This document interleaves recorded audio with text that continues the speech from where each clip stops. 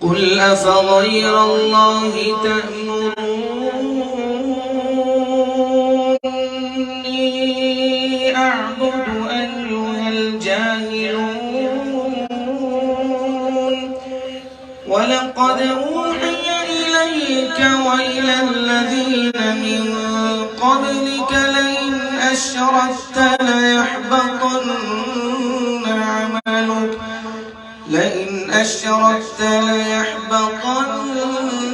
عملك ولتكونن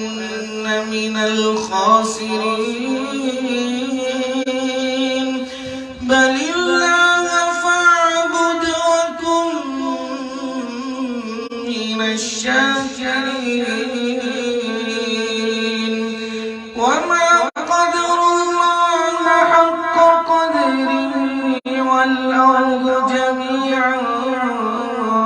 قبضته يوم القيامة والسماوات مطويات بيمينه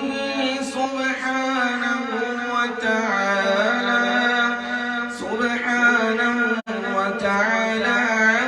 عما يشركون ونفخ في الصور فصعق من في السماوات ومن في الأرض إلا من شاء الله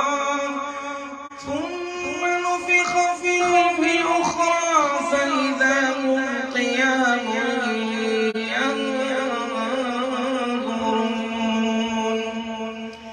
وأشرقت الأرض بنور ربها ووضع الكتاب وجيء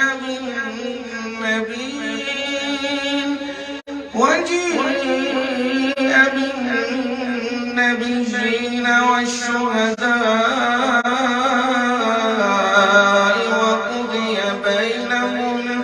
وقضي بينهم